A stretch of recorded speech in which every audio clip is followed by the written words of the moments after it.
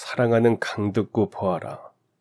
이 편지를 읽게 되는 순간 내가 이 세상에 없다는 것이 아직도 실감나지 않지만 마지막으로 너에게 꼭 해줄 말이 있어서 망설이다 편지를 남긴다. 이제야 모든 것을 털어놓는 나를 부디 이해하고 용서해주기 바란다. 이렇게 시작되는 편지는 우리 아파트 경비 최씨 아저씨가 저에게 남긴 유언장입니다. 갑작스런 아저씨의 부고 소식을 듣고 장례식장으로 달려가는 내내 전 온몸이 떨리고 계속 걸음을 헛디뎠습니다. 제 삶의 구원자이자 아버지처럼 든든하게 의지할 수 있었던 분의 죽음에 몇 번이고 휘청이며 넘어졌어요. 회사를 그만두고 패배자라는 절망 속에 빠져 있을 때, 이 낯선 동네로 이사를 왔을 때 최씨 아저씨가 아니었다면 아마 전 나쁜 마음을 먹었을 겁니다. 그랬는데 믿을 수 없는 소식이 도저히 믿기지 않아서 장례식장 앞에서 또 한참을 서 있다가 마침내 마주하게 된 아저씨의 영정사진을 보고서야 울음이 터졌습니다. 금방 염색을 한 모습으로 햇살 아래 환히 웃고 계시던 아저씨의 모습은 제가 언젠가 찍어드렸던 사진이었어요. 아저씨, 도대체 이게 어떻게 된 일이에요? 500이어 총각도 많이 놀랐지. 글쎄 최장한 말기였대. 아휴, 어쩜 그렇게 감쪽같이 아무도 몰랐을까. 아이고, 최씨 딸께서 어쩌노. 아휴. 아파트 부녀 회장님도 연신 눈물을 훔쳐내며 마음 아파하셨어요. 아파트 차원에서 조촐하게 장례식장을 마련하고 조문객을 받았습니다. 평소 주민들을 위해 늘 따뜻한 마음을 전해주었고 아파트의 크고 작은 일에 솔선수범했던 최씨 아저씨를 애도하는 그 마음들이 줄줄이 이어졌어요. 전 누구보다 최씨 아저씨와 각별한 사이였습니다. 모르는 사람들이 보면 부자지간이라고 할 정도였어요.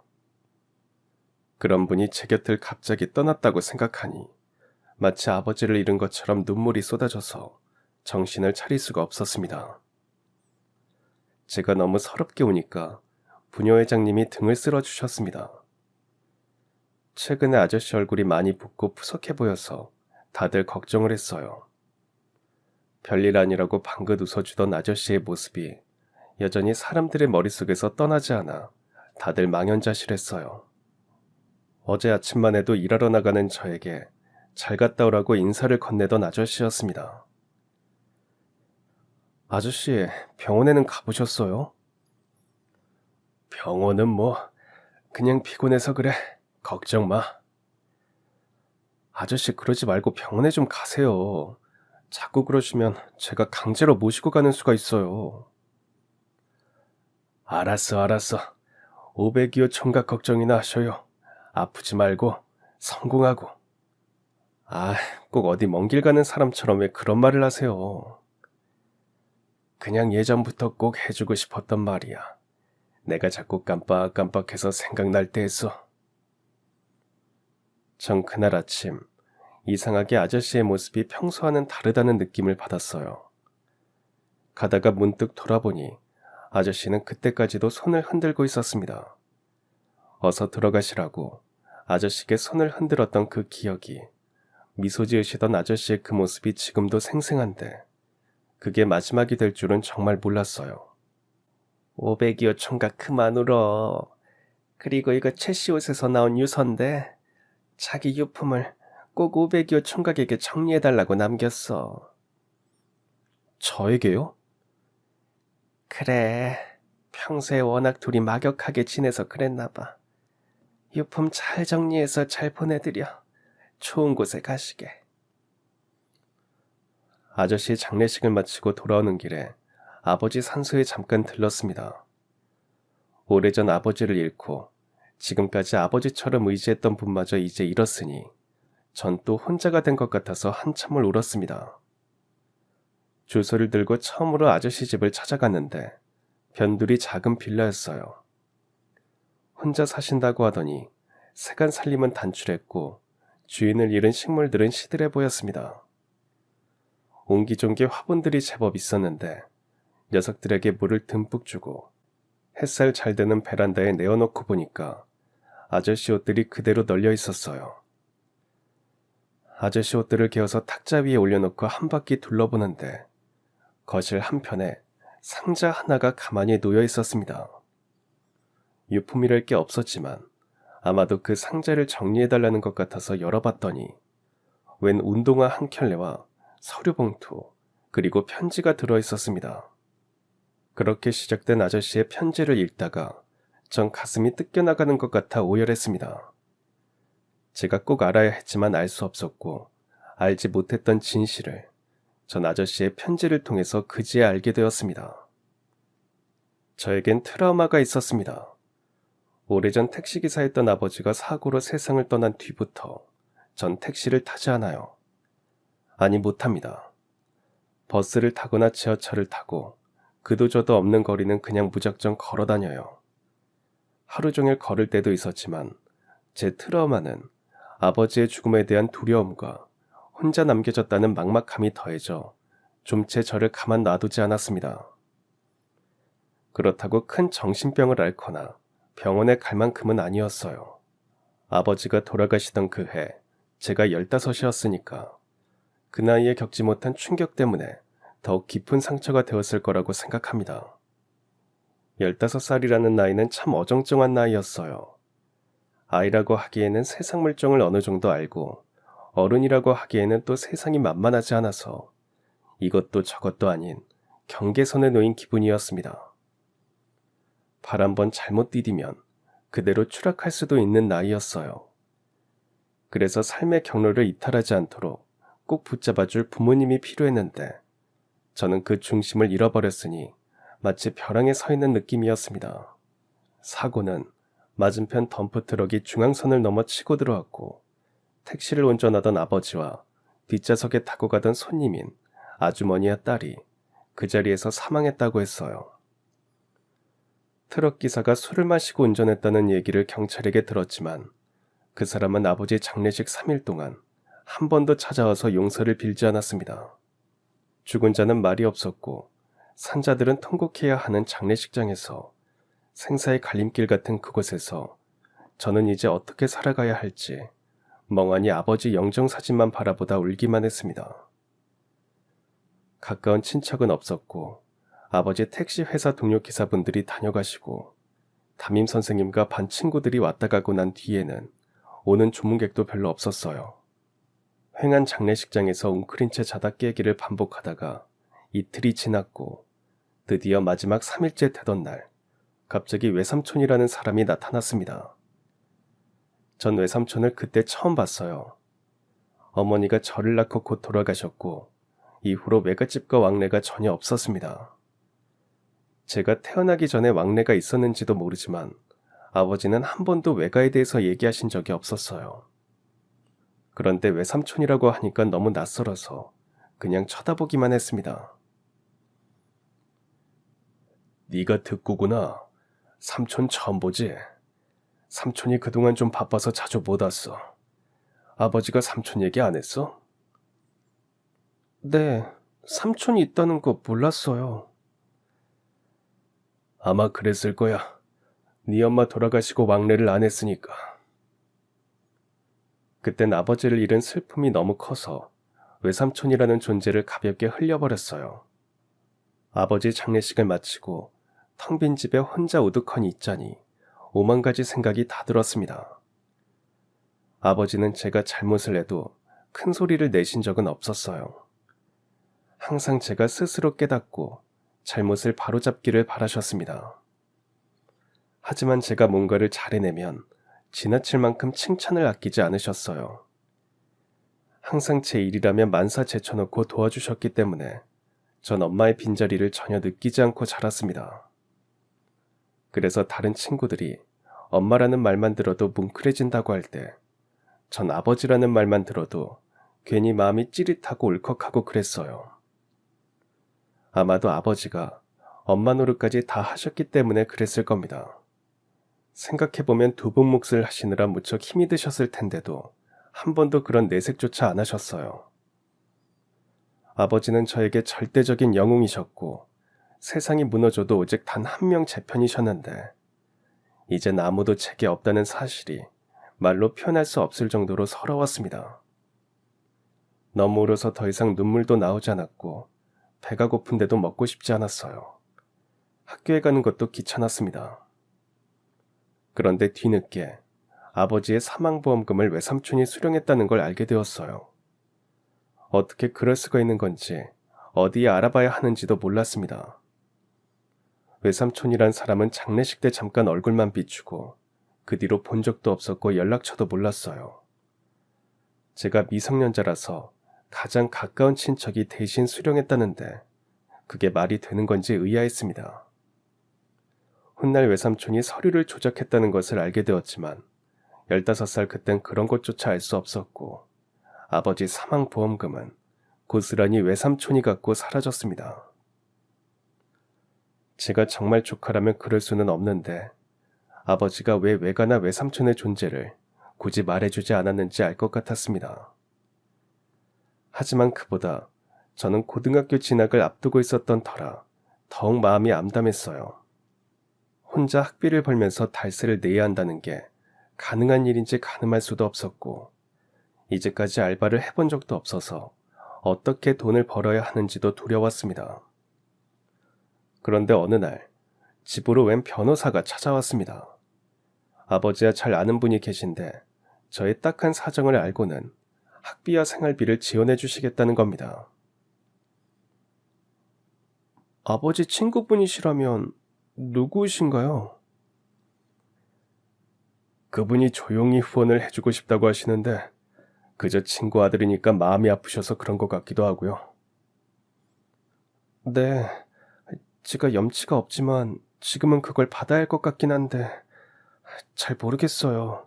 이게 맞는 건지, 아버지가 괜찮다고 하실지도. 아마 아버지도 후원을 받으라고 하셨을 거야. 대신 고마운 마음만큼 더 열심히 공부해요. 그럼 되니까. 아버지 친구분 중에 제가 모르는 분은 별로 없었습니다. 친구분이 많으셔서 그런 게 아니라 아버지 성격상 몇 분과 오래 깊게 사귀시는 편이라 친구분들은 거의 몇 번씩 우리 집에 방문하셨거든요. 가끔 아버지 생신 때면 함께 식사를 하시고 2차로 집에 오셔서 술을 드시기도 하셨습니다. 그런데 제가 모르는 아버지 친구분이 또 계셨다는 말에 정말 얼굴 뵙고 감사하다는 말씀을 드리고 싶었는데 그럴 수 없어서 죄송한 마음과 궁금한 마음이 엇갈렸어요. 그렇게 저는 누군지 알 수 없는 아버지 친구분의 후원으로 고등학교를 다닐 수 있었습니다. 매달 일정 날짜에 그분을 대신하여 변호사님이 생활비와 달세를 보냈는데 저는 최대한 지출을 줄이고 알뜰하게 생활하려고 노력하며 살았어요. 언젠가 아버지가 하신 말씀이 떠올랐습니다. 내가 누군가에게 도움을 받으면 반드시 누군가를 도와야 하는 게 세상 이치라고 하셨어요. 그 말씀을 새기면서 제가 누군가를 도울 수 있는 위치에 가려면 더 열심히 공부해야 한다고 생각했습니다. 학생으로서 할 수 있는 건 그것뿐이었고 절 도와주시는 친구분이나 아버지께도 보답하는 길이라고 여겼어요. 열심히 한 덕분인지 좋은 대학에 입학했고 이제부터는 혼자 힘으로 살아보겠다고 변호사님께 말씀드렸습니다. 그리고 처음이자 마지막으로 아버지 친구분께 편지도 썼어요. 그동안 후원해 주셔서 어려움도 잘 극복하고 좋은 대학도 가게 되었으니 도와주신 마음을 항상 마음에 새기면서 그 은혜에 보답하는 마음으로 살아가겠다고 약속했습니다. 꼭 훌륭한 사람이 되어 다른 사람에게도 따뜻한 마음을 다해 돕고 선한 영향력을 전하면서 살아가겠다고 했어요.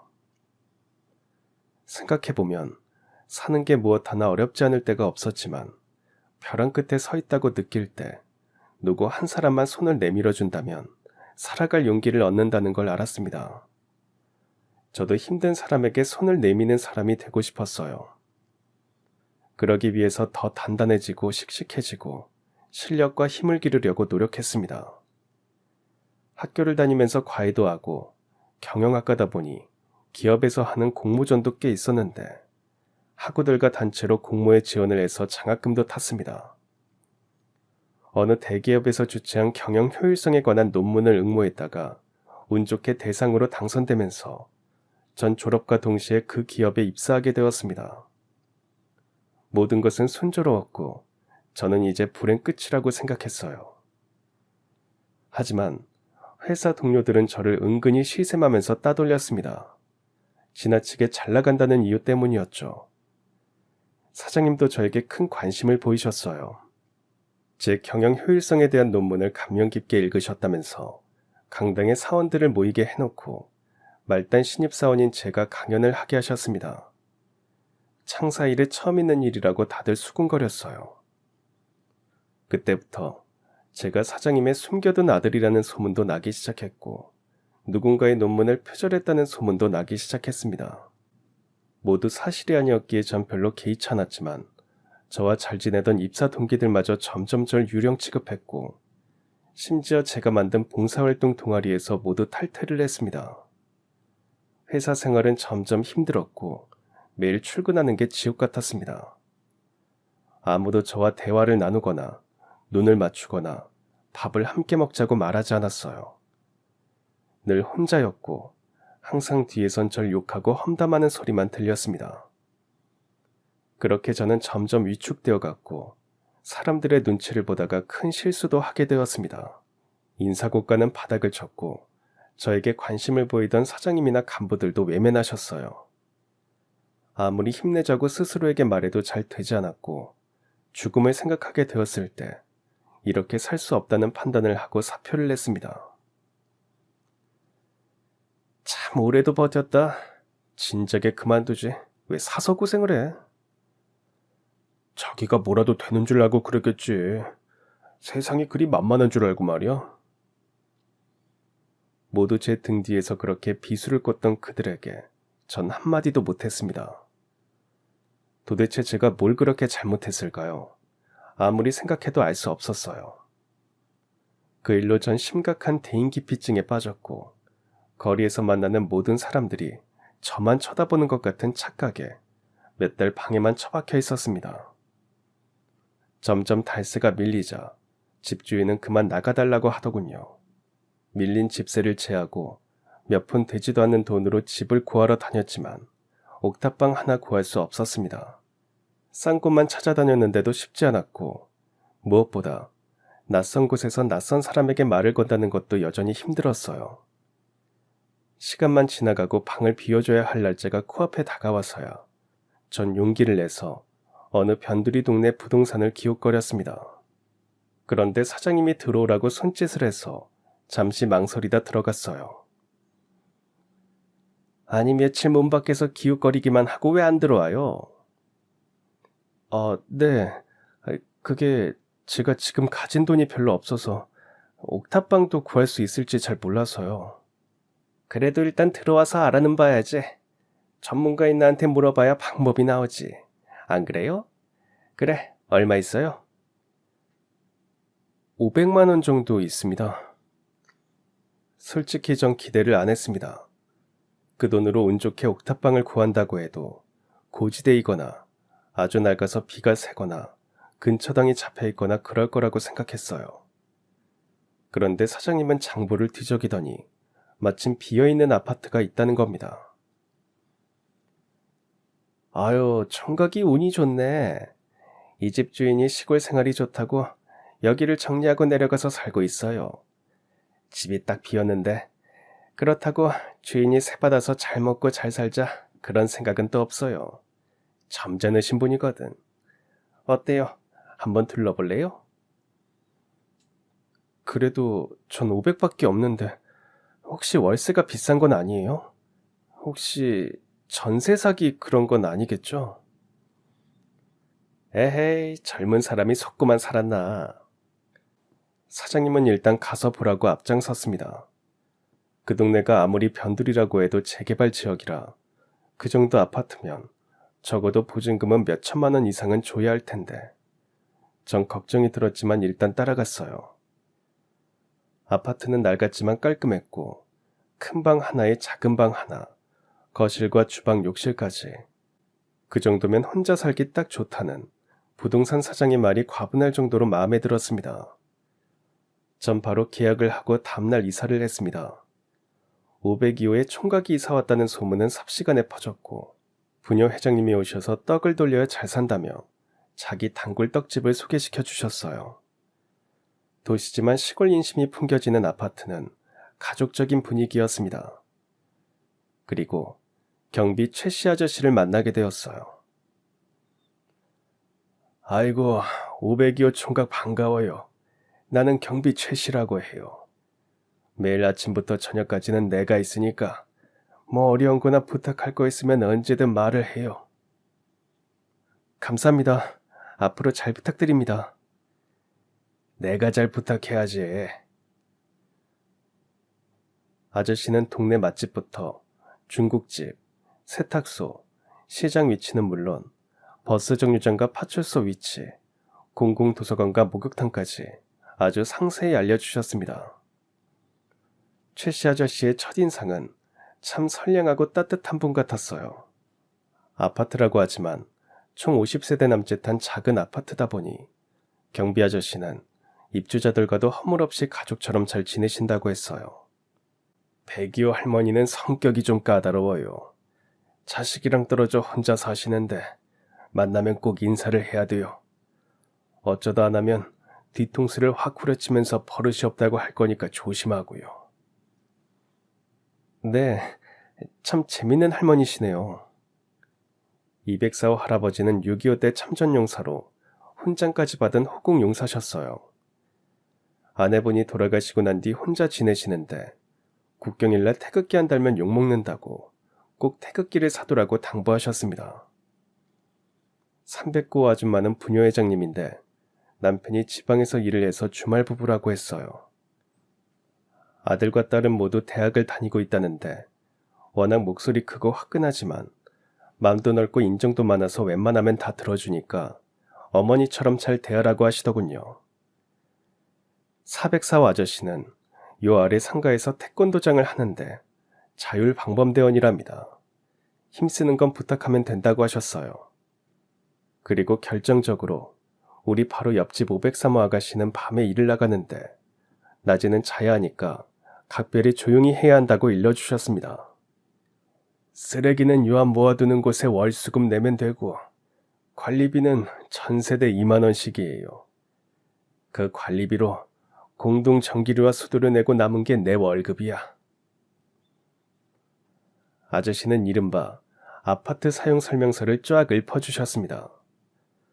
전 낯선 곳에 왔는데도 이상하게 마음이 놓이고 사람들을 보면 두렵던 마음도 이상하게 덜해지는 느낌이 들어서 왠지 이곳에서의 삶이 기대되었습니다. 그렇게 떡을 돌리면서 최씨 아저씨가 일러주신 대로 102호 할머니께는 깍듯하게 인사를 올렸고 204호 할아버지께는 저도 모르게 충성하면서 거수 경례를 했더니 할아버지는 단결로 답례를 하셨어요. 그렇게 한 사람씩 주민들과 인사를 나누고 안면을 텄습니다. 그리고 며칠 뒤 반상회 때 전 주민들 앞에서 자기소개를 했습니다. 말을 하다 보니 힘들었던 어린 시절 얘기도 하게 되고 아버지가 돌아가시던 그 순간도 얘기하게 되고 지옥 같았던 회사 생활도 털어놓게 되었습니다. 주민분들은 모두 자신의 일처럼 감정이입을 하면서 눈물바다가 되었습니다. 한편에서 조용히 듣고 있던 최씨 아저씨도 눈물을 훔치셨어요. 아니, 저 이제 괜찮아요. 여기 이사 오면서 이상하게 모든 불행이 다 씻긴 것 같아요. 모두 여러분들이 따뜻하게 맞아주셔서 그런 것 같습니다. 감사합니다. 그리고 앞으로 잘 부탁드립니다. 제가 잘못한 거 있으면 언제든 야단치고 가르쳐주세요. 모두 박수로서 저를 환영해 주었습니다. 제 이름은 강득구인데 다들 502호 총각이라고 불렀어요.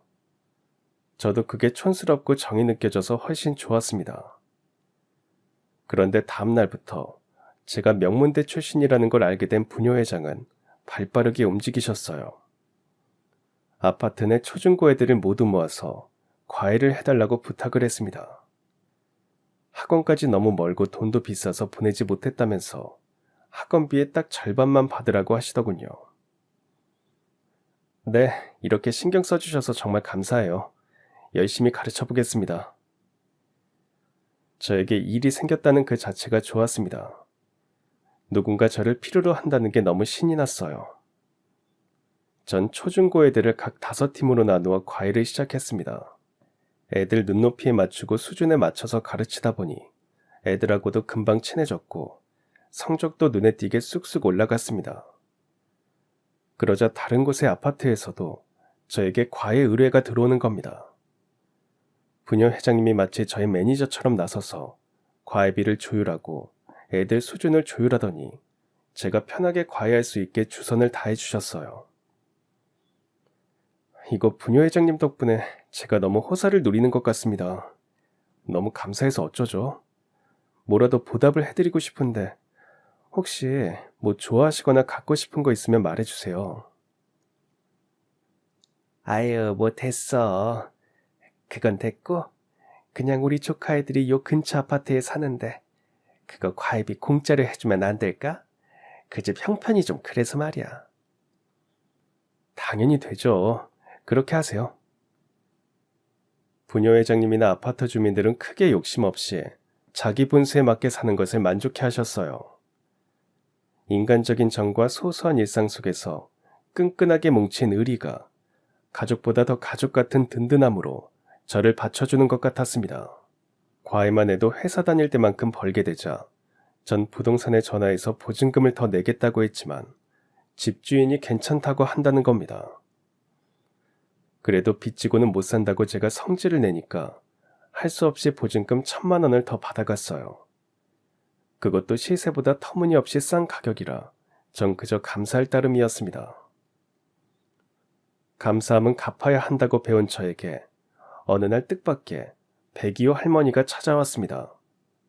할머니는 뭔가 말씀할 땐 망설이시는 겁니다. 할머니 왜 그러세요? 말씀하세요. 저기 말이야, 글도 가르쳐 주나? 아니, 애들 공부하는 그런 어려운 거 말고, 글 말이야, 글. 아, 한글이요? 그래, 한글. 그거 좀, 나 가르쳐 줘. 할 수 있지? 한글 배우시게요? 그럼요. 할머니는 무조건 가르쳐 드려야죠. 고마워. 근데 다른 사람한테는 비밀이야.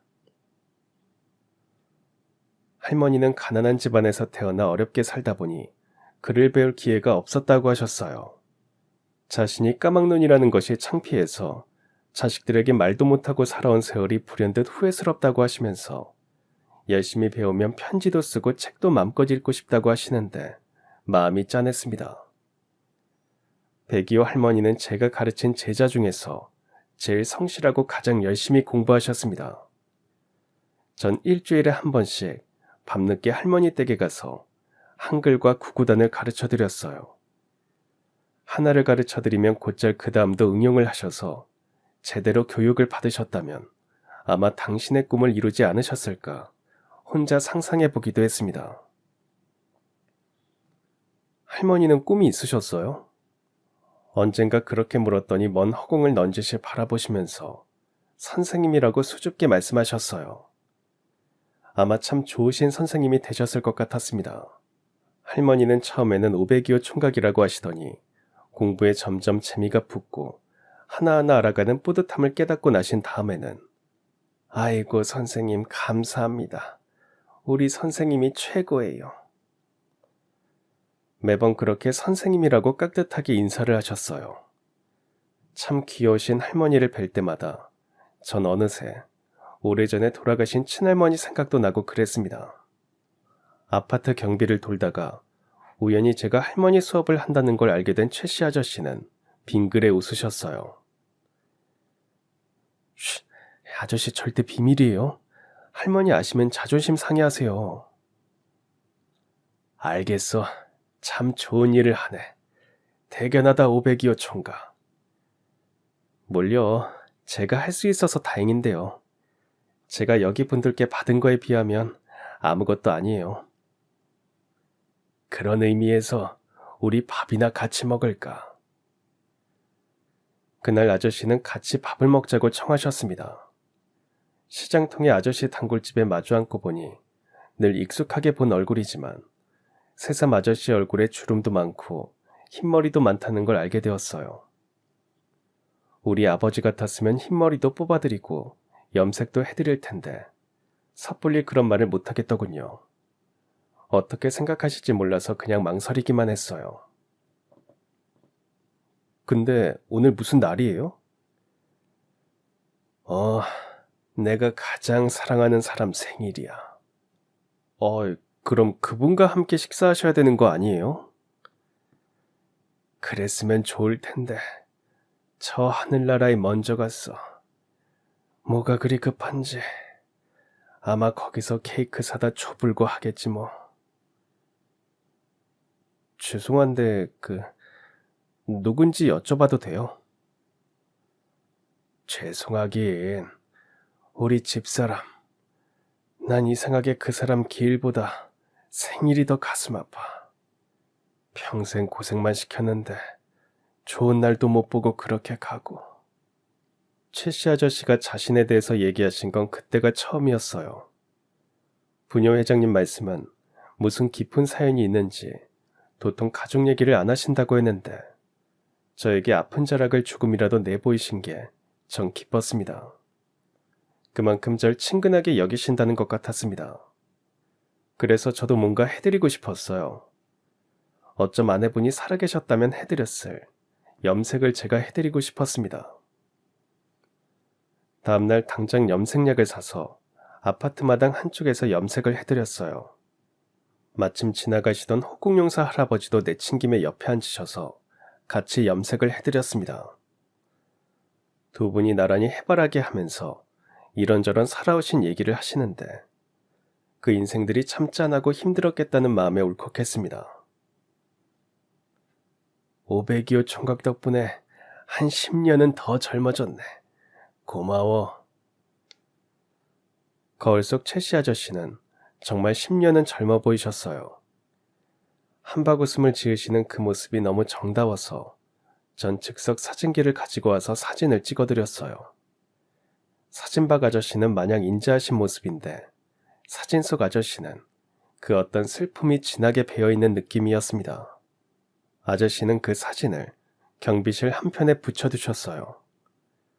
그렇게 전 이 아파트가 너무 좋았고 여기 사람들 속으로 이미 가족이 되어 스며들어갔습니다.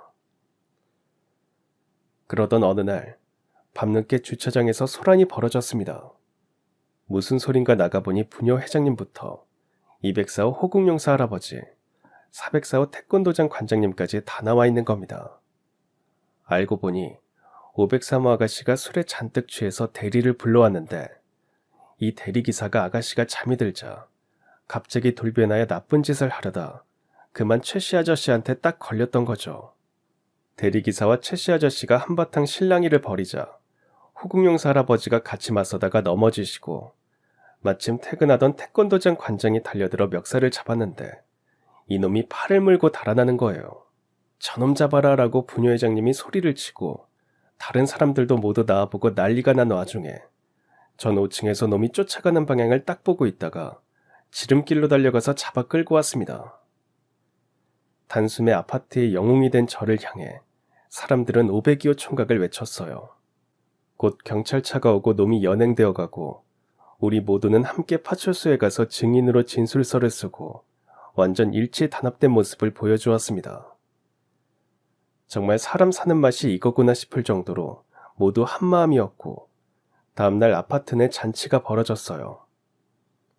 문득 204호 호국용사 할아버지가 물으시는 겁니다. 근데 오늘 잔치 주제는 뭐야? 503호 아가씨가 무사해서 하는 거야?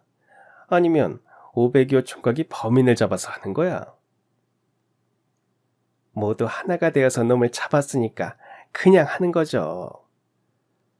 그러자 102호 할머니께서 넌지시 말씀하셨어요.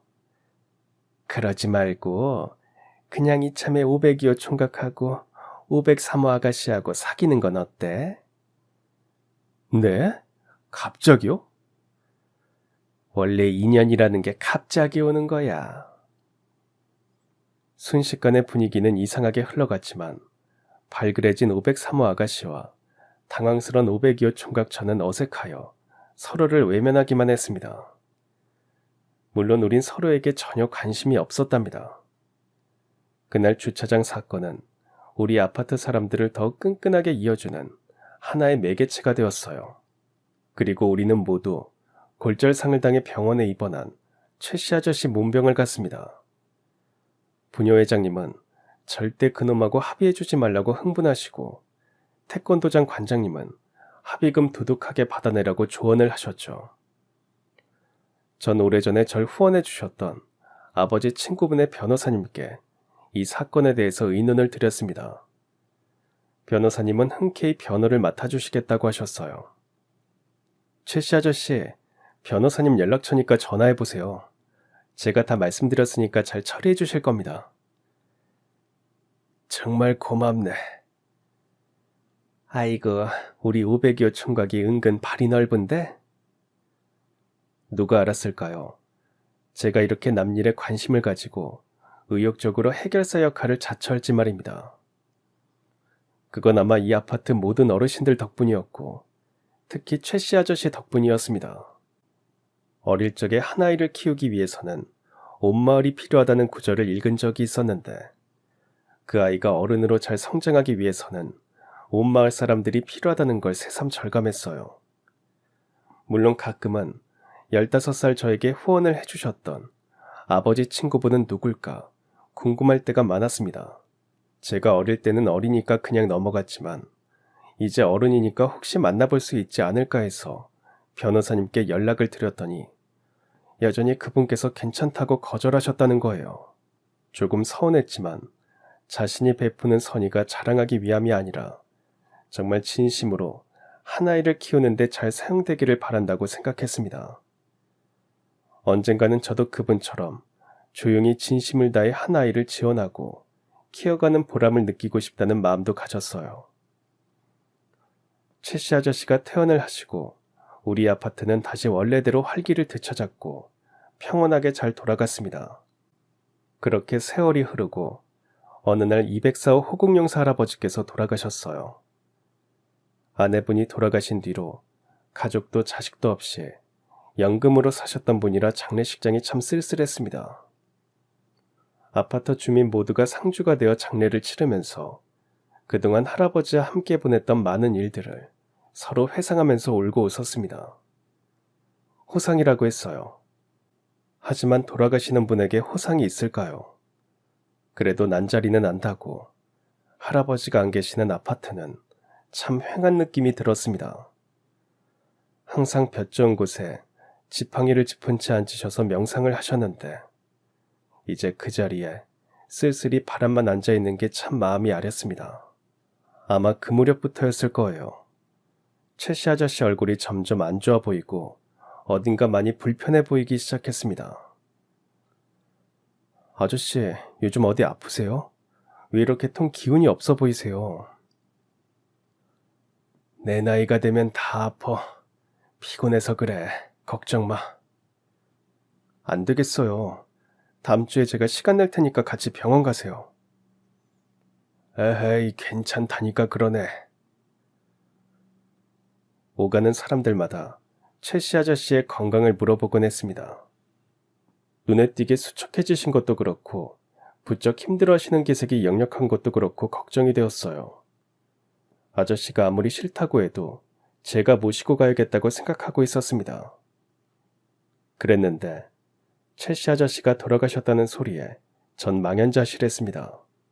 어제 아침에 제가 출근할 때는 오래오래 손을 흔들어 주시더니 제가 일을 마치고 돌아오니까 너무 힘들어 보여서 부축을 해드렸더니 문득 잠시 저를 쳐다보셨어요. 왜 그러세요? 뭐 할 말 있으세요? 병원에 갈까요? 아니, 502호 총각, 내가 한번 안아봐도 돼? 네, 그럼요. 왠지 그 말을 듣는데 뭉클했습니다. 전 엄마라는 말보다 아버지라는 말을 들으며 먹먹해졌는데 아저씨가 꼭 아버지 같아서 그날 마음이 참 묘했어요. 아저씨를 푹 안아드리는데 마치 헛개비 마냥 살집이 하나도 없어 눈물이 핑 돌았습니다. 아저씨, 제가 댁까지 모셔다 드릴까요? 괜찮아. 부디 건강하고 꼭 성공하고. 왜 그런 말씀을 하실까 잠깐 의아했습니다. 택시를 태워 보내드리고 돌아서는데 뭔가 가슴이 쿵 하고 내려앉는 느낌이었어요. 잘 도착하셨는지 전화를 했더니 잠깐 받으셨는데 목소리가 너무 힘들어 보여서 어서 주무시라고 한 게 정말 마지막 목소리였습니다. 최씨 아저씨가 돌아가셨다는 게 믿기지 않아서 장례식장으로 달려가는 내내 눈물이 앞을 가렸어요. 아버지의 죽음 이후 처음 겪는 죽음이었습니다. 장례식장은 아파트 주민들 모두가 상주가 되어 조문객을 받고 있었어요. 아저씨 영정 사진을 보니까 그제야 우리 곁을 떠나셨다는 게 실감났습니다. 영정 사진은 언젠가 제가 염색을 해드리고 즉석에서 찍어드렸던 그 사진이었습니다. 10년은 젊어 보인다며 활짝 웃으시던 아저씨의 모습이 고스란히 남아있어서 더욱 눈물이 흘렀어요. 그런데 부녀 회장님이 아저씨의 옷에 나온 유서라고 전해주는데 저에게 유품 정리를 부탁하신다는 유언이었습니다. 장례를 마치고 아저씨 집에 와보니 이미 오래전부터 마지막을 준비한 것 같이 모든 것이 다 정리되어 있었어요. 췌장암 말기, 수술을 해도 가망이 없다고 했답니다. 식탁 위에 수북히 쌓여있는 약봉지들을 보면서 마지막엔 진통제로 버티셨을 아저씨의 고통이 오롯이 저에게 전해지는 것 같아서 마음이 너무 아팠습니다. 그리고 거실 한편에 놓여있는 상자엔 강득구에게라고 적혀 있었습니다. 항상 502호 총각이라고 부르더니 마지막엔 제 이름을 적어두셨어요.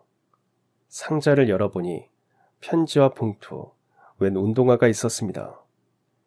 그렇게 편지를 읽어 내려가는 동안 저는 온몸이 바들바들 떨리고 눈물이 쉴 새 없이 흘러넘쳐서 숨이 막히는 것 같았습니다.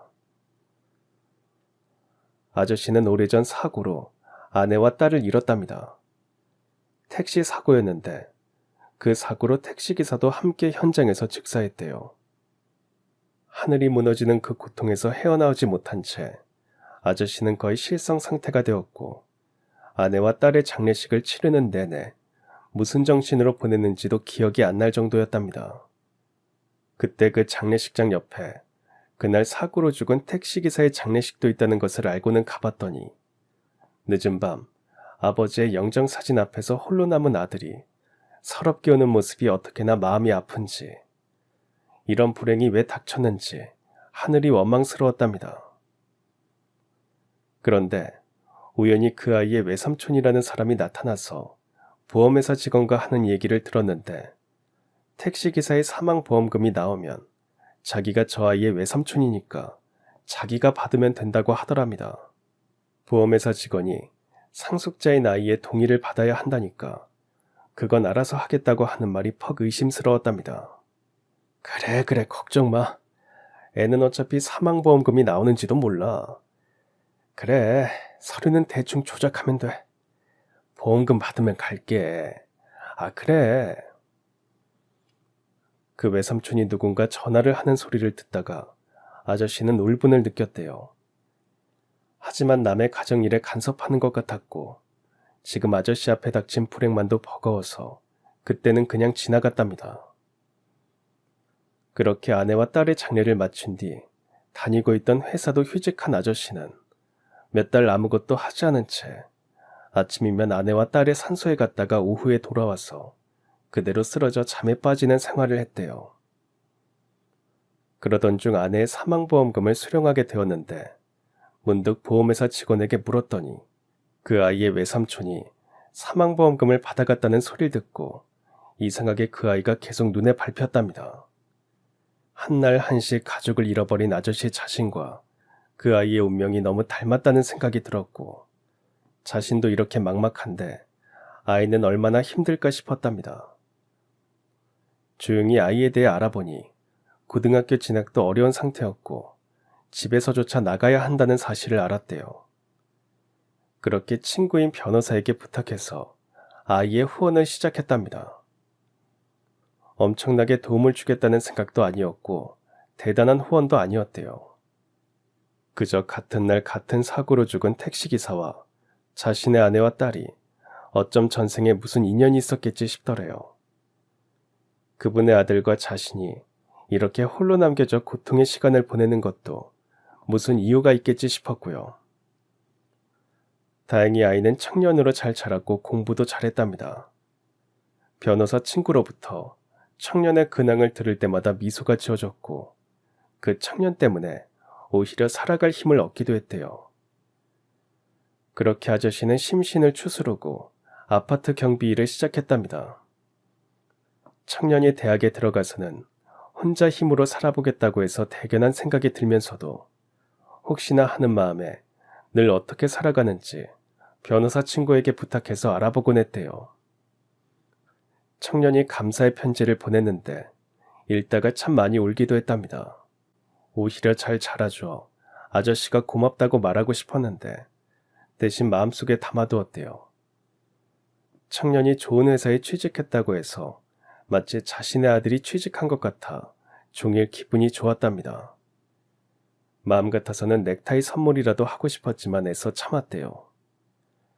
하지만 무슨 이유인지 곧 사표를 내고 은둔 생활을 한다는 말에 걱정이 되고 불안해서 지금이라도 청년을 만나볼까 하며 망설이던 그때 뜻밖의 청년이 이사를 가려는 듯 집을 알아보고 다니더랍니다.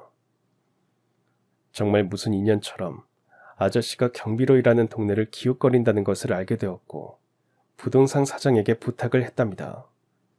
그 청년이 오면 무조건 500이호를 계약하게 해달라고 말입니다. 그 500이호는 원래 아내가 죽기 전에 이사를 가려고 계약했던 아파트였대요. 고생고생하면서 겨우 집을 장만했는데 아내는 그곳에 발 한 번 디디지도 못한 채 죽게 되었죠. 그래서 아저씨는 그곳에서 살 수 없었답니다. 아내와 딸 생각이 나서 도저히 이사를 갈 엄두를 내지 못했대요. 그렇게 계속 비워두었는데 드디어 그 청년이 살게 되어 아저씨는 너무 안심이 되었답니다. 비록 자신이 누구라는 것을 말할 수 없었지만 항상 지켜볼 수 있고 지켜줄 수 있어서 좋았고 자신도 모르게 다음 생이 있다면 청년의 아버지로 태어났으면 좋겠다는 생각도 하게 되었답니다. 듣구야, 우리가 전생에 무슨 인연이었겠지. 우리 가족과 너희 가족은 모두 깊은 인연이었을 거야. 네가 이 아파트로 와서 잘 적응하고 모두와 함께 가족처럼 잘 지내는 모습에 안심했고 나를 아버지처럼 의지해줘서 마지막 내 삶도 결코 나쁘지 않았다. 널 오래오래 보고 싶었는데 우리 마누라가 빨리 오라고 부르네. 아저씨가 먼저 가서 네 부모님께 말씀 잘 드릴게. 우리 듣고 잘 컸다고. 그동안 사실대로 말 못해서 정말 미안하고 이해하기 바란다. 부디 슬퍼하지 말고 오래 그리워해주면 좋겠구나. 그리고 이 운동화는 그날 사고 현장에 있었단다. 경찰이 혹시 우리 딸의 건가 싶어 나에게 줬는데 새 운동화더구나. 아마 네 아버지가 너에게 주려고 사신 것 같았는데 그땐 차마 주지 못했다. 아버지 마지막 선물 이제 줘서 정말 미안하다. 그리고 502호는 네 명의로 해두었다. 아저씨가 너에게 주는 마지막 선물이니 부디 받아주면 좋겠다. 건강해라. 그리고 사랑한다. 이 기막힌 인연을 혼자 간직한 채 저를 지켜주셨던 아저씨의 진심을 너무 늦게 알았어요. 아저씨는 저에게 갚을 시간도 주지 않으신 채 떠나가셨습니다. 저는 아저씨의 편지와 운동화를 끌어안고 우는 것 말고는 할 게 없었습니다. 하지만 아저씨 말씀대로 오래 슬퍼하지 않고 오래 그리워하기로 했어요. 어느 날 모두를 덮친 불행이었지만 아름다운 운명이 되었고 아저씨의 고마운 진심 속에 저는 외롭지 않게 세상 속에 나갈 수 있었고 시련도 잘 극복할 수 있었다고 감사드렸습니다. 다시 10년의 세월이 또 흘렀습니다. 이제 그 아파트는 재개발이 되어 헐고 새로운 아파트 단지가 들어섰어요. 그 사이 백이호 할머니는 돌아가셨습니다. 우리 모두 할머니를 애도하고 추억하면서 잘 보내드렸어요. 그 시절 아파트 사람들은 다 뿔뿔이 흩어졌지만 아직도 한 달에 한 번은 꼭 만나서 친목 모임을 하고 있습니다. 부녀회장님이 식당을 개업하셨는데 모임은 항상 거기서 합니다. 태권도 관장님은 여전히 다른 지역에서 태권도장을 운영하고 계시고요. 503호 아가씨는 결혼을 했습니다. 듬직한 남편을 대동하고 3살 된 예쁜 딸을 안고 모임에 꼭 참석해요. 전 아저씨가 주신 아파트가 재개발되면서 좋은 가격에 팔고 제가 모은 돈을 합쳐서 입시 학원을 열었습니다. 부녀 회장님이 맨 처음 과외를 해보라고 하셨던 그 일이 계기가 되어 전 적성을 찾았어요. 애들을 가르치고 그 아이들이 성장해가는 모습을 보는 게 제 인생에서 가장 행복한 순간입니다. 원장으로서 아이들에게 좋은 모범을 보이고 입시에 성적에 시달리는 그 아이들이 조금이라도 좋은 추억과 생각을 가질 수 있도록 하는 게 우리 학원의 모토이기도 해요. 물론 제가 최씨 아저씨께 받은 그 은혜와 감사함을 조금이라도 나누기 위해서 어려운 가정의 아이들이나 소년소녀 가정에게는 무료 수업을 지원하고 있어요. 오늘 같은 날 최씨가 있었다면 얼마나 좋았을까. 부녀 회장님은 모임을 할 때마다 항상 최씨 아저씨에 관한 추억을 풀어놓으면서 울먹이십니다. 우리 모두 아저씨를 기억하고 그리워하면서 얘기꽃을 피워요. 전 몇 해 전에 아저씨와 아내분의 딸, 그리고 우리 부모님을 모두 한 곳의 납골당으로 모셨습니다. 늘 찾아가서 인사도 하고 어떻게 살아가는지 얘기도 들려드린답니다. 아저씨, 아파트 사람들이 모두 아저씨 많이 그리워합니다. 아저씨도 그곳에서 우리를 보고 계시죠? 아내분과 따님과 행복하게 잘 지내시죠? 우리 아버지 엄마는 어떠세요? 혹시 아저씨와 인사를 하셨나요? 아저씨는 제겐 또 한 분의 아버지세요. 아저씨 편지 속의 그 말처럼 우린 가족이라고 생각합니다. 그곳에서 다들 행복하세요. 다만 제가 아직 노총각이라서 죄송한 마음이 들어요. 언젠가는 저도 좋은 짝을 만나겠죠.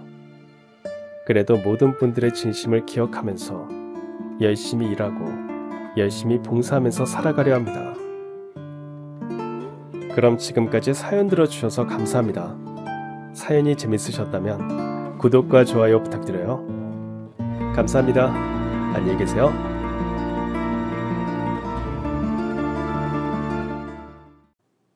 지금 다시 돌아보아도 참으로 아찔한 순간이었습니다. 재혼해서 가족이 된 시아버지 얼굴 앞에 어린 제 아들이 전 남편의 사진을 들이밀었으니까요. 그 장면을 목격한 저와 새남편 입장에서는 그야말로 아연실색이 될 수밖에는 없었는데요. 제가 더더욱이 놀랐던 건 바로 이어지는 상황이었습니다. 갑작스런 상황에 뒷목을 잡으셨던 호랑이 시아버지께서 다른 식구들을 모두 집 밖으로 내보내더니 혼자 남아 고개를 떨구고 있던 저에게 난데없이 옛날 이야기를 들려주기 시작하셨거든요. 과연 그날 새 시아버지께서 저에게 들려주셨던 옛날 이야기는 무엇이었을까요? 또한 저에게 그 이야기를 들려주신 이유는 무엇이었을까요? 새며느리인 저에게 꾸짖음과 훈계를 내리시려는 것이었을까요? 아니면 다른 속뜻이 있으셨던 걸까요? 그러한 모든 해답을 사연에 담아서 애청자 여러분들께 보내드립니다. 솔직하게 말씀드리자면 저는 저를 낳아주신 친부모님에 대해서 아는 것이 전혀 없습니다. 제가 갓난쟁이이던 시절에 혼자 발견되어 곧장 고아원으로 옮겨졌던 탓이었죠. 지금의 제 이름과 주민등록 또한 고아원으로 옮겨진 이후에 발급받은 것이고요. 아무튼 그렇게 고아원에서 자리 잡고 자라게 된 저는 커다란 보름달이 밤하늘을 휘영청 밝히는 날이면 괜히 싱숭생숭한 마음에 달님께 이렇게 물어보고는 했었습니다. 달님, 저는 대체 어디서 온 누구이며 저의 뿌리는 무엇인가요? 하지만 밤하늘 달님도 고아원 원장 선생님도 그 누구도 저의 질문에 대한 답을 해주지는 못하셨습니다. 이처럼 제 마음 깊숙한 곳에서는 고아원 출신으로서 당연히 느낄 수밖에 없는 태생적인 외로움과 혼란이 아주 단단히 자리를 잡고 있었는데요. 그런 제 마음속 깊은 곳까지 화사한 햇살이 쏟아지게 된 건 결혼을 준비하기 시작하면서부터의 일이었습니다. 당시 제 신랑감은 가난한 집의 외동아들이었으며 일찍이 혼자 대신 홀아버지를 모시고 살고 있던 남자였어요.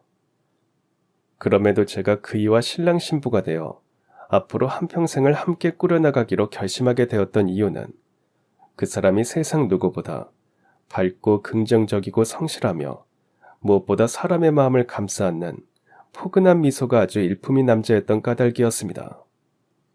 그이의 곁에 머물면 앞으로의 제 인생이 더는 외롭거나 혼란스럽지 않을 것 같았죠. 그이와 앞으로의 한평생을 약속한 저는 얼마 뒤 결혼 허락을 받기 위해 예비 시댁에 정식으로 인사를 드리러 가기로 했습니다. 하지만 인사를 드리러 가기로 약속하던 바로 그날부터 제 고민이 시작되었어요. 바로 이런 이유 때문이었죠. 자기야, 혹시 요즘 무슨 고민이라도 있어? 요 며칠 계속 얼굴이 복잡해 보이던데. 그게 실은 예비 시아버님께서 우리의 결혼을 허락하지 않으실까봐 그게 자꾸 걱정이지 뭐. 우리 아버지가 자기를 반대할지도 모른다고 생각하고 있는 거구나. 나한테는 엄청 현실적인 고민이니까. 고아원 여자 동기들 중에 결혼을 반대당하는 것도 모자라서 온갖 험한 말까지 들어가면서 내쫓기는 경우가 한둘이 아니거든. 얼마 전에도 그런 일이 하나 있었고. 네, 맞습니다. 당시 제 고민은 고아원 출신이라면 누구나 한 번쯤은 겪었을 법한 당연한 걱정이었어요. 고아원 출신이라는 이유로 예비 시부모님으로부터 결혼을 반대당하고 결국에는 파혼까지 겪은 일들이 제 주변에서는 정말 부지기수였거든요. 하지만 저의 신랑은 그런 일을 전혀 걱정하지 않고 있었습니다. 그런 일이라면 괜히 걱정할 필요 없어. 어차피 나랑 자기한테는 해당 사항이 없는 일이거든. 어떻게 해당 사항이 없을 수가 있어. 어쨌거나 나도 파혼당한 친구들이랑 똑같이 고아원 출신인데. 우리 아버지는 다른 집 부모님들이랑은 달라. 그러니까 아무 걱정 말고 일단 우리 아버지부터 만나봐. 그럼 자기도 내가 지금 무슨 얘기를 하고 있는 건지 확실히 알게 될 테니까. 그 말에 저는 용기를 내어 예비 시댁에 인사를 드리러 갔습니다. 예의를 차리기 위해서 일부러 제일 좋은 과일 바구니까지 챙겨서 말이죠. 그날 그렇게 예비 시아버지를 처음 만나게 된 저는 그만 기가 팍 죽어버리고야 말았습니다. 예비 시아버님의 풍채와 용모가 그야말로 구척장신 장군감이시더라고요. 그런 예비 시아버님을 처음 마주하며 저는 속으로 생각했습니다. 오늘 내가 말 한마디 잘못 꺼냈다가는 장군감 예비 시아버님께 불호령을 단단히 들을 수도 있겠구나 하고 말이죠. 당연하게도 저는 아주 크게 긴장을 하게 되었고 그러는 바람에 식사를 하는 내내 제가 먼저 말을 꺼낼 수가 없었어요. 그저 예비 시아버님께서 말씀하시는 질문에만 답을 드렸을 뿐이었죠. 그런데 이상한 건 아버님께서 저의 친부모님에 대한 이야기나 고향에 대한 이야기 같은 건 일절 물어보지 않으시더라고요. 이에 저는 식사가 다 끝나가던 무렵에서야 크게 용기 내어 여쭈었습니다. 외람되지만 아버님, 왜 저희 친정에 대한 이야기는 아무 말씀이 없으신 건가요? 아들 녀석 통해서 대략적인 이야기를 들었단다. 그 정도면 충분하다고 생각해서 굳이 더 물어보지 않았을 뿐이고. 그치만 아무래도 부모님 입장에서는 더 자세한 이야기가 궁금하실 테고 특히나 걱정스러우실 수도 있는 일이잖아요. 그러자 예비 시아버지께서 겉으로는 무뚝뚝하지만 속으로는 따뜻한 마음을 담아서 말씀하셨습니다. 글쎄다. 내가 대체 무슨 걱정을 해야 하는 건지를 모르겠구나. 고아원 출신이라는 건 하나도 중요하지 않은 일이야. 다만 한 가지 중요한 건 너희 두 사람이 앞으로 어떻게 서로 의지해가면서 행복한 삶을 만들어 나갈지에 대한 것뿐인데, 오늘 식사하는 내내 두 사람이 서로를 살뜰히 잘 챙기는 모습을 내 눈으로 직접 확인했으니 그 정도면 충분해. 그럼 저를 며느리로 받아주시는 건가요? 당연하지. 우리 집에 새 식구가 된 걸 환영한단다, 새아가. 대신 이 시애비랑 약속 하나만 하자꾸나. 네, 아버님. 모든 말씀만 하세요. 며느리로서 철저히 지키면서 살아가겠습니다. 오늘 과일 박스 선물을 준비해 준 건 정말 고맙지만 앞으로는 절대로 그러지 말거라. 난 말이다. 내 며느리한테 받고 싶은 것이 하나도 없어요. 오히려 내가 베풀어주고 싶은 사랑만 한가득이지. 그러니 앞으로는 굳이 애써서 나한테 뭘 해주려고 생각하지 말고 오직 이 시애비의 사랑만 한가득 받으면서 살거라. 그제서야 저는 신랑이 그동안 왜 저희의 결혼에 대해서 아무런 걱정이 없었는지를 깨닫게 되었습니다. 아버님께서 세상 그 누구보다 존경스럽고 포근한 마음씨를 가진 분인 까닭이었던 거죠. 덕분에 그간의 헛된 걱정들을 모두 떨쳐낸 저는 행복한 결혼식을 올렸는데요. 그러는 한편으로 저는 시아버님의 말씀을 거역하겠노라는 발칙한 다짐을 가슴속 깊이 새기고 또 새겼습니다.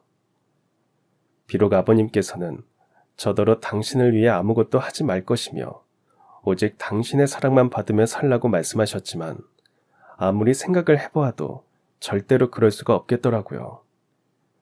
왜냐하면 며느리로서 시아버님께 최대한의 효도를 해드리고 싶었으니까요. 더군다나 아버님은 저에게 난생 처음 생긴 부모님이셨기에 더더욱이 효도를 해드리고 싶었습니다. 그래서 저는 남편과 상의한 끝에 신혼집을 따로 마련하지 않고 시댁으로 들어가서 아버님을 봉양하면서 살기로 결정했죠. 물론 아버님께서는 아들이랑 둘이서만 살던 횡한 집에 며느리가 들어오니 화사한 분위기가 돈다면서 아주 크게 기뻐하셨죠. 다만 아버님께서는 저에게 넌지시 걱정 하나를 털어놓으셨어요. 얘 며느라, 너 혹시 시댁에 들어와서 이 시애비를 봉양하면서 살겠다고 결심한 이유가 혹시 내가 몸이 불편한 사람이기 때문이니? 그럼 혹시 아버님께서 결혼 허락해 주실 때 저한테 받고 싶은 게 아무것도 없다고 말씀하셨던 이유가 몸이 불편하시기 때문이었어요? 굳이 말하자면 그런 이유가 반쯤은 끼어 있었지 뭐. 며느리도 엄연히 딸 자식인데 소중하고 귀한 딸 자식한테 민폐 끼치고 싶어하는 부모가 어디 있겠어. 네, 맞습니다. 저희 시아버지의 풍채와 용모는 구척장신 장군감이셨지만 단 한 군데 오른쪽 발목이 많이 불편한 분이셨거든요.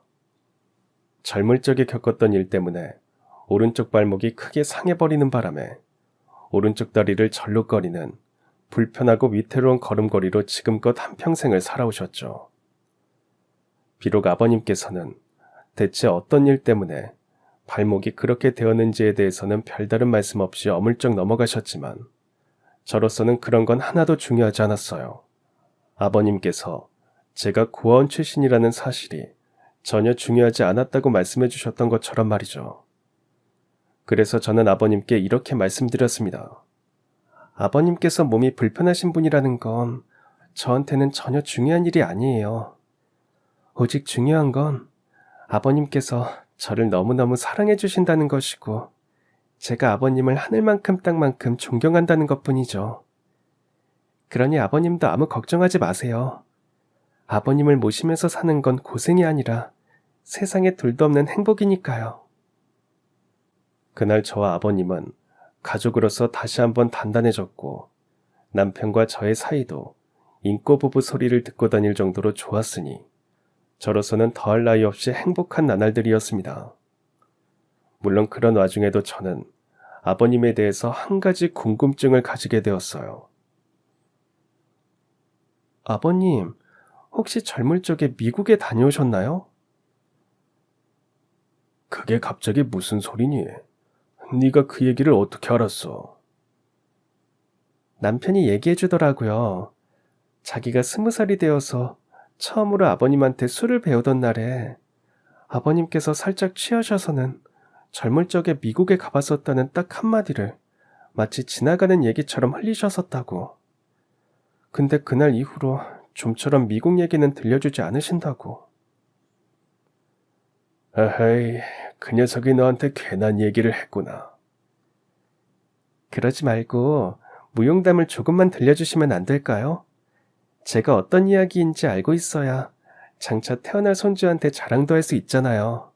너희 할아버지께서는 민간인은 여권도 발급받지 못하던 시절에 미국까지 다녀오셨을 만큼 아주 대단한 분이라고 말이에요. 그다지 자랑할 만한 이야기가 아니란다. 그러니 너도 굳이 궁금해하지 말거라. 아버님께서는 그렇게 또 한 번 말씀을 어물쩍 넘어가셨고 이후로도 절대로 입에 올리지 않으셨습니다. 아버님의 오른쪽 발목이 대체 어떤 사연으로 인해 불편하게 되었는지에 대해서 말씀을 어물쩍 넘어가셨던 바로 그때처럼 말이죠. 그래서 저는 아버님의 두 이야기가 괜히 마음에 쓰이더라고요. 저희처럼 평범한 민간인들은 외국에 나가기가 엄청 힘들던 시절에 대체 어떻게 미국에 가볼 수 있으셨을지, 미국에서 대체 무슨 일을 겪었길래 손주에게 자랑할 만한 일이 아니라고 말씀하셨을지, 혹시 오른쪽 발목을 다치게 된 사연이 미국과 관련된 이야기와 연관이 있는 건지 궁금하고 걱정스러웠습니다. 하지만 저는 두 이야기 모두 아버님께 더는 여쭈어 보지 않았어요. 어른께서 굳이 입에 올리고 싶어 하지 않는 이야기를 자꾸 캐묻는 건 손 아래 사람으로서의 도리가 아닐 테니까요. 아무튼 그러는 사이 저희 행복한 결혼 생활이 몇 년이나 훌쩍 지나갔습니다. 그리고 마침내 기다리고 또 기다리던 소식이 저희 시댁을 향해 날아왔어요. 그 소식은 바로 저의 첫 임신 소식이었죠. 남편과 아버님은 유독 입덧이 심한 저를 애지중지 보살펴 주었는데요. 출산일을 3달쯤 앞둔 어느 날, 난데없이 아주 극심한 진통이 느껴지더라고요. 순간 제 머릿속에는 아, 오늘 아이가 나오려는 모양이로구나 하는 생각이 스쳐갔습니다. 그런데 하필이면 평일이라서 보호자인 남편은 직장에 출근해서 근무를 하고 있던 상황. 하지만 참 다행스럽게도 저는 혼자가 아니었습니다. 제 곁에는 세상 가장 든든한 부모님인 시아버지께서 계셨거든요. 아버지께서는 극심한 진통으로 신음하는 저를 발견하기 무섭게 구급차를 불러주셨고 병원에 도착한 저는 꽤 긴 시간 동안의 진통 끝에 자연분만으로 칠삭둥이 아들을 출산했습니다. 그러나 제 남편은 끝내 막 출산을 마친 저와 인큐베이터에 들어간 아들의 곁으로 오지 못했습니다. 정신을 차린 제 곁에는 오직 시아버지 한 분뿐이었죠. 아이는 어떻게 됐어요, 아버님? 인큐베이터에서 별다른 문제 없이 잘 잠들었다니까 너무 걱정하지 말거라. 다행이네요. 칠색둥이라서. 어디 크게 아프게 태어나면 어쩌나 싶었는데. 근데 아범은요? 회사로 연락 안 하셨어요? 일단 몸은 좀 어떠니? 특별히 아픈 곳 없이 괜찮아? 네, 통증이 조금 남아있기는 한데 엄마가 되려면 당연히 겪어야 하는 아픔이니까요. 근데 갑자기 그건 왜 물어보세요? 그러자 한참을 망설이던 아버님께서 순간 눈물 한 방울을 또르륵 흘리며 아주 무겁게 말씀하셨습니다. 그래, 어차피 너도 곧 소식을 듣게 될 테니 기왕이면 내 입으로 직접 이야기를 들려주는 게 좋을 것 같구나. 정신줄 단단히 잡고 들으렴. 아범은 지금 이 병원 영안실에 있어. 그게 무슨 말씀이세요? 혹시 저희 아들 때문이에요? 조금 전에 별다른 문제 없이 잘 잠들었다고 말씀하셨잖아요. 우리 손주는 칠삭둥이 치고는 아주 건강해. 비록 자기를 낳아준 아버지의 얼굴은 단 한 번도 볼 수 없게 되었지만 말이다. 그날 저는 하늘이 무너지는 심정이라는 게 정확히 어떤 뜻인지를 몸소 직접 체감하게 되었습니다. 회사에서 근무하던 제 남편이 갑작스런 출산 소식을 듣고 경황 없이 병원으로 오다가 병원 바로 앞 사거리에서 불의의 교통사고로 세상을 떠났거든요. 그래서 출산을 마친 저의 곁에 도착할 수가 없었던 거고요. 아들의 생일이 남편의 제삿날이 되어버린 끔찍한 참변. 이로 형언할 수 없을 만치 고통스러운 심경 속에서 저는 남편의 아내이자 시댁 기둥으로서의 책임을 짊어져야만 했습니다. 교통사고 조사가 며칠 지연되는 덕분에 남편의 장례식은 다소 늦게 진행되었고, 저는 환자복을 벗던 바로 그날 상복을 입고 남편의 장례를 정성껏 치렀어요.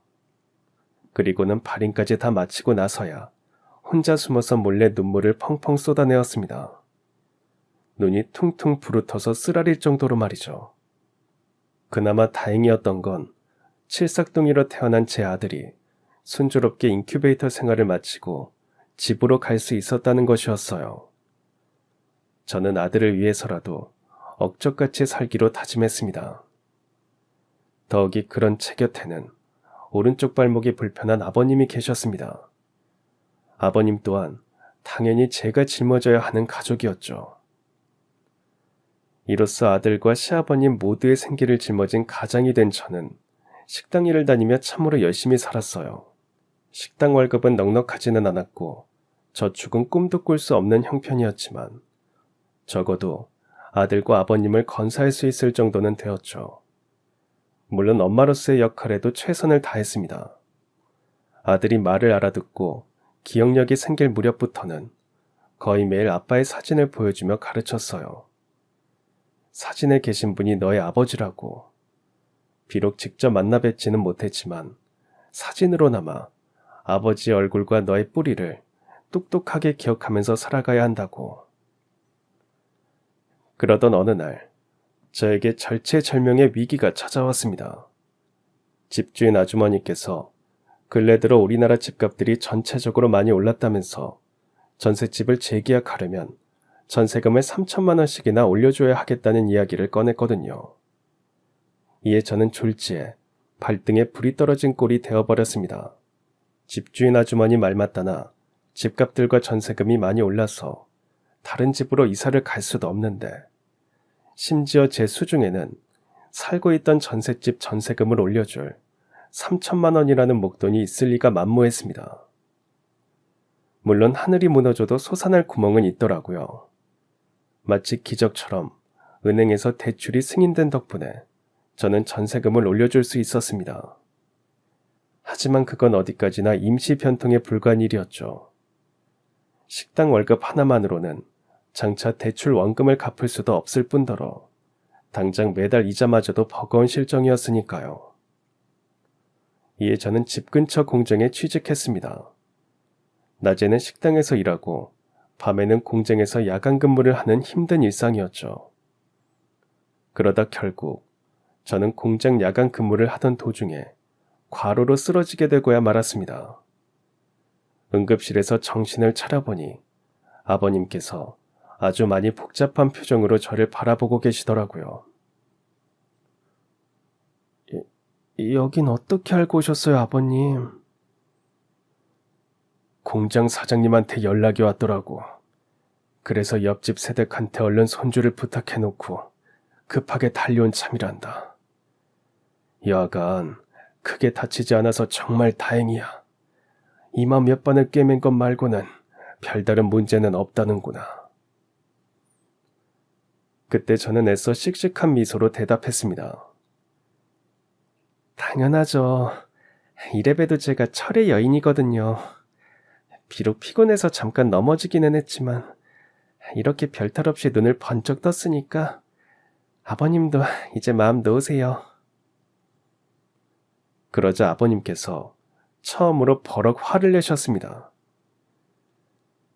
으이그, 세상 천지 그런 고약하고 몹쓸 말이 어디 있어? 아버님, 왜 갑자기 화를 내시는 거예요? 내가 지금 화를 안 내게 생겼니? 세상에서 가장 곱고 귀한 우리 며느리 얼굴에 바늘 자국을 내놓고 내가 무슨 염치로 너한테 웃어줄 수가 있겠어?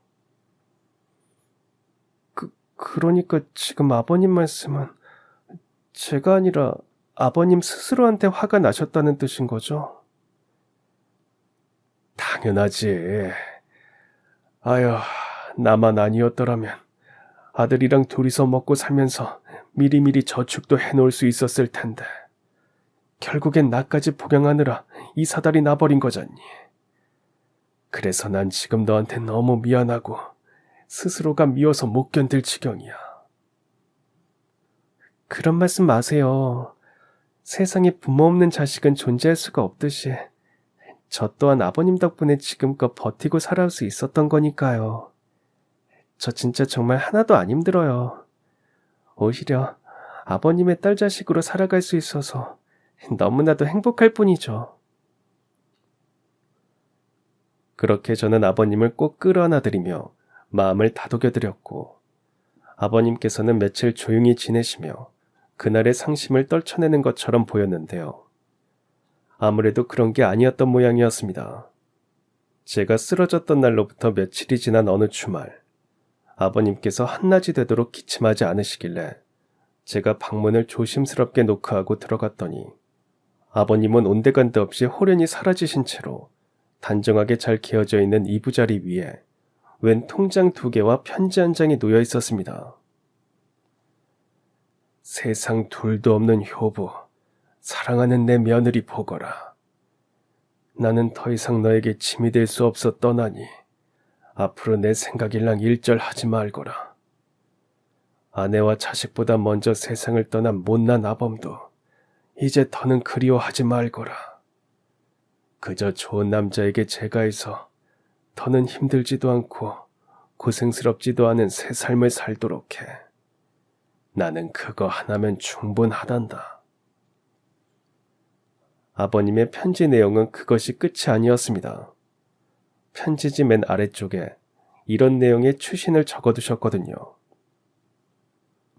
통장 하나는 우리 손주 것이다. 할아비로서 특별히 해준 것이 없어서 그가 낚여놓은 쌈짓돈이나마 남겨주는 것이니 우리 손주 고등학교 입학할 때 좋은 교복 한 벌 맞춰 입히거라. 나머지 통장 하나는 너의 것이 아니니 앞으로 무슨 일이 벌어지더라도 절대로 손대지 말거라.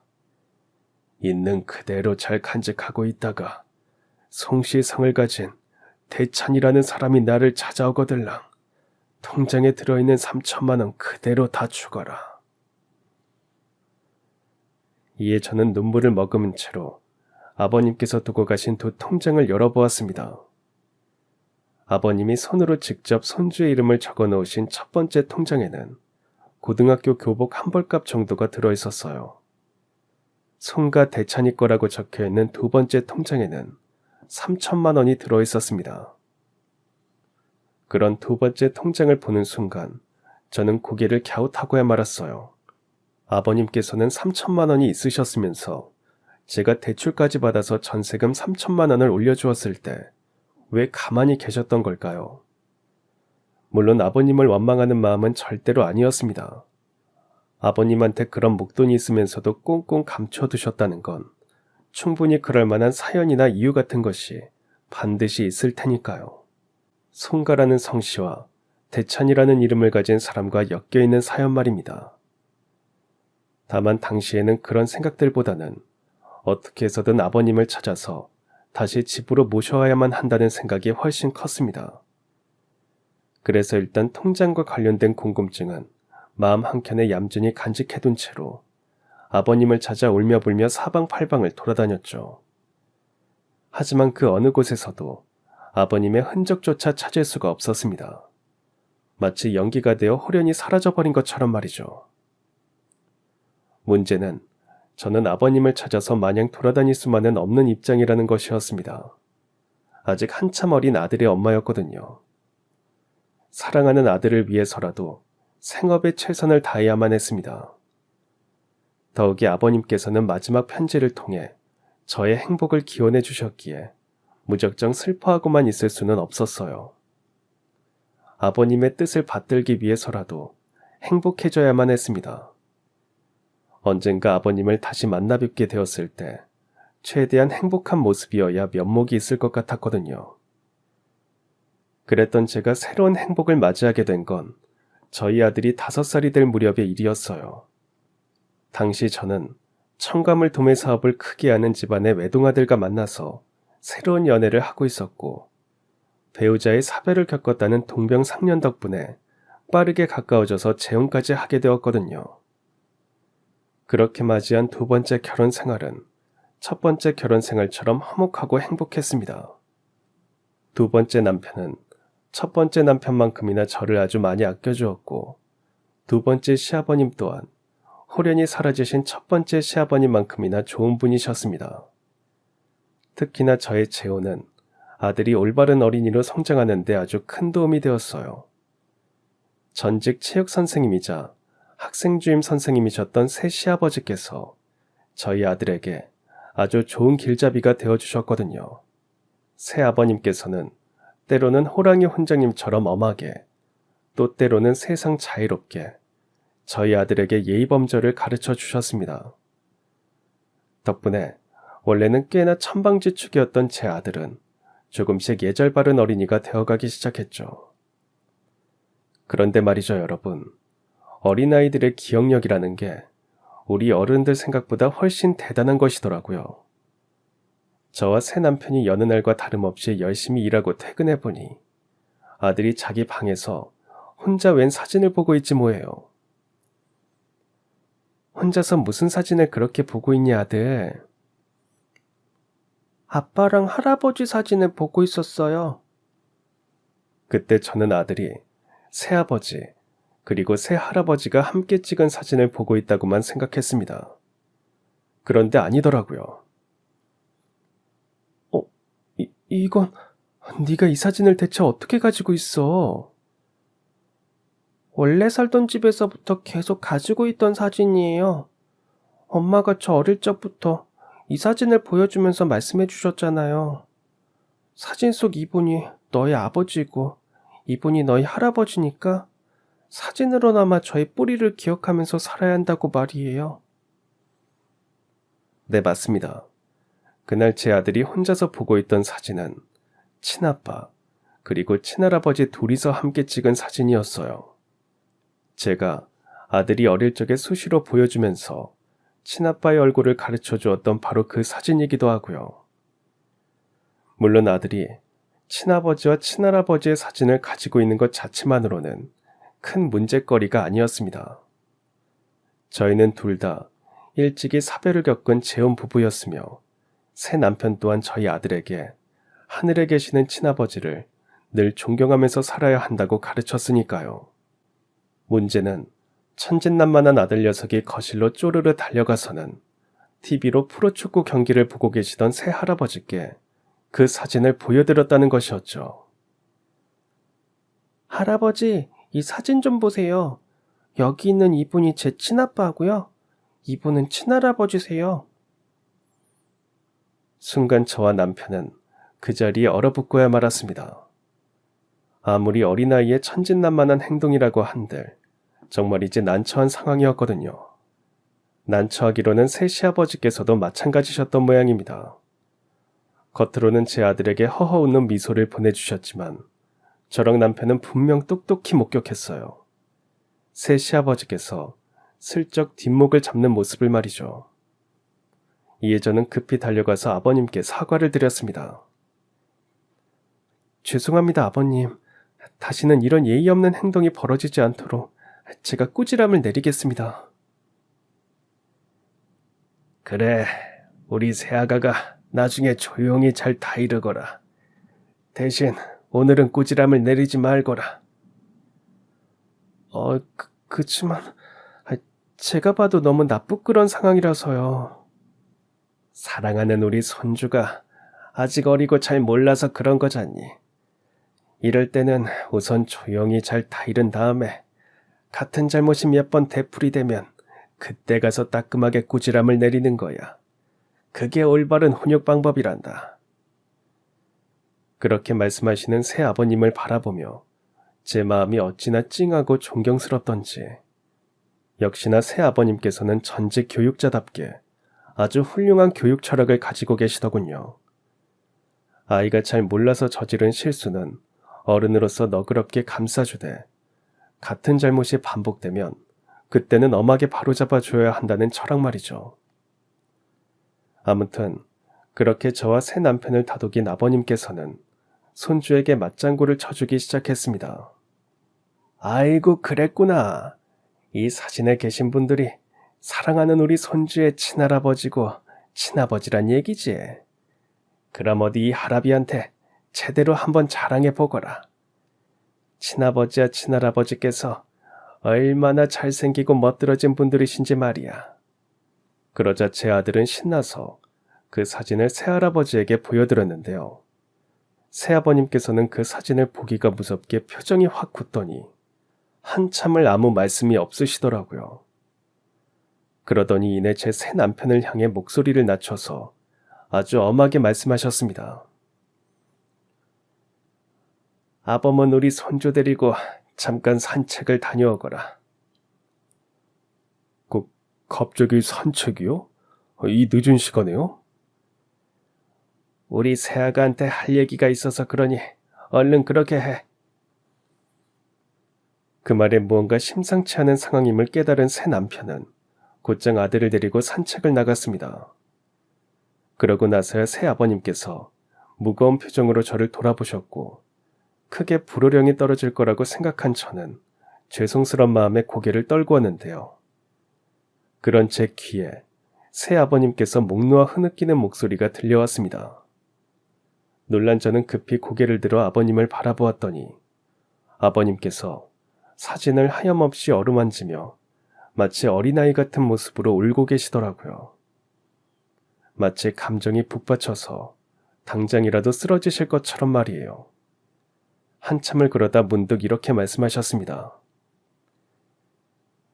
어디 재미난 옛날 얘기 한번 들어보지 않으련. 재미난 옛날 얘기요? 그래, 유별나게 아름답고 뜨거운 청춘이었지. 그 지독한 승부의 세계에서 서로 뼈를 깎는 경쟁을 하면서도 그들은 마침내 세상 무엇보다 값진 우정을 꼭 펴냈으니까.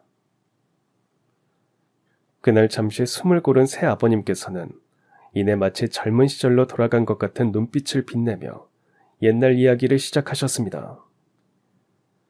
저희 부모님 세대분들께서 낭낭 18세이던 꽃다운 청춘 시절 김씨라는 성을 가진 축구선수와 박씨라는 성씨의 축구선수가 있었습니다. 김씨는 공격수, 박씨는 수비수. 그런 두 사람은 공교롭게도 같은 팀이 아니었다고 해요.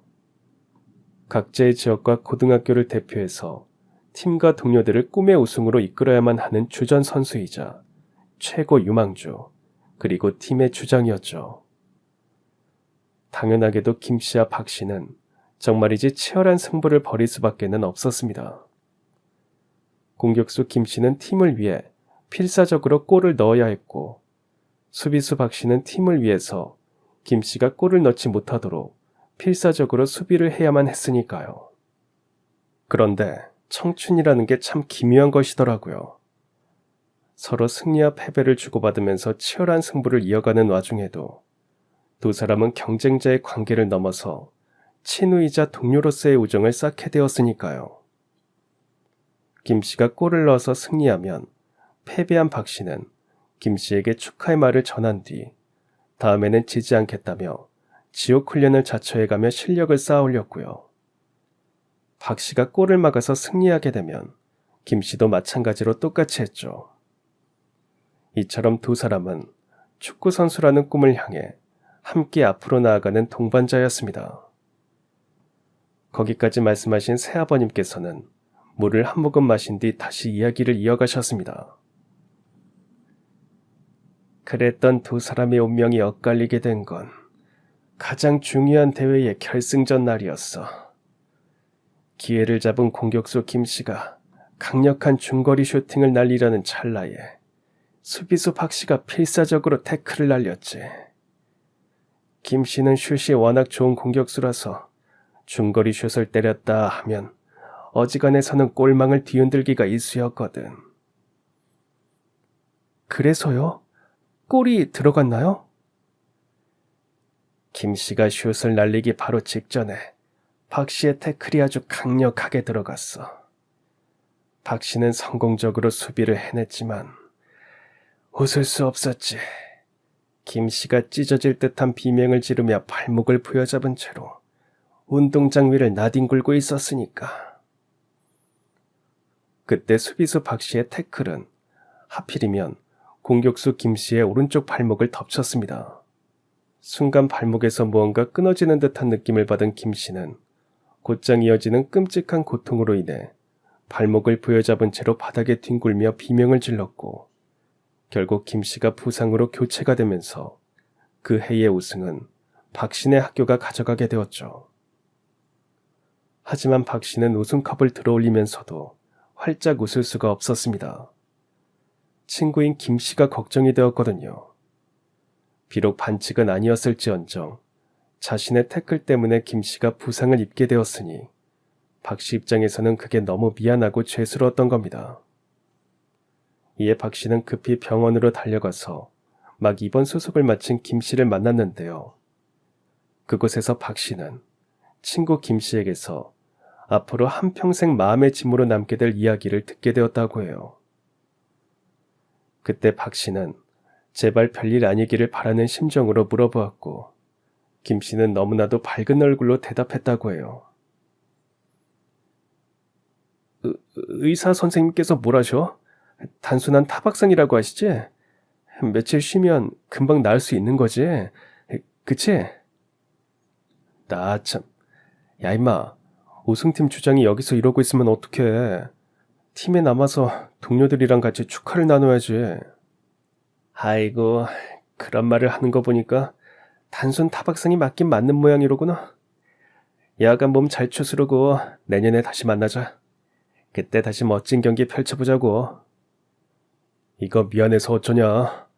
너랑 내가 선의의 경쟁을 펼치면서 맞부딪히는 건 오늘이 마지막 경기가 되어버렸는데 나 오늘부로 은퇴야. 발목 아킬레스건이 끊어졌거든. 앞으로 한쪽 다리를 절뚝이게 될 거래. 그 말에 박씨의 마음이 결국 무너져 내리고야 말았습니다. 이로 형언할 수 없는 미안함과 자책감에 박씨는 흐느껴 울며 미안하다는 말을 반복했죠. 하지만 그런 참담한 상황 속에서도 두 사람의 뜨겁고 아름다운 우정이 반짝였습니다. 김씨가 흐느껴 오는 박씨에게 이렇게 말했거든요. 미안할 필요 없어. 반칙도 아니고 정당한 태클이었는데 뭐. 그냥 운이 나빠서 벌어진 사고일 뿐이지. 누구의 잘못도 아닌 그저 사고. 아니야. 내 잘못이야. 내가 태클을 조금만 약하게 했더라면, 그랬다면 이런 일은 없었을 테니까. 난 네가 있는 힘껏 태클을 해줘서 오히려 고마운걸. 동년배 최고 수비수가 온몸을 내던져서 힘껏 태클을 했다는 건 나를 그만큼 훌륭한 공격수이자 진정한 라이벌로 생각해줬다는 뜻일 테니까. 만약 네가 조금이라도 약하게 태클을 했다면 오히려 난 기분이 나빴을 거야. 네가 나를 진정한 친구이자 라이벌로 생각하지 않는다는 뜻이라서. 그렇게 김씨는 씩씩하고 호탕한 웃음으로 박씨를 위로했습니다. 불의의 사고를 통해 두 사람의 우정이 한층 더 깊어지게 되는 순간이었죠. 거기까지 이야기를 들은 저는 이어지는 사연이 궁금했습니다. 그래서 새 시아버님께 조심스레 여쭈어 보았어요. 그래서 이후에 두 사람은 어떻게 되었나요? 박씨는 결국 실업팀으로 가지 못했어.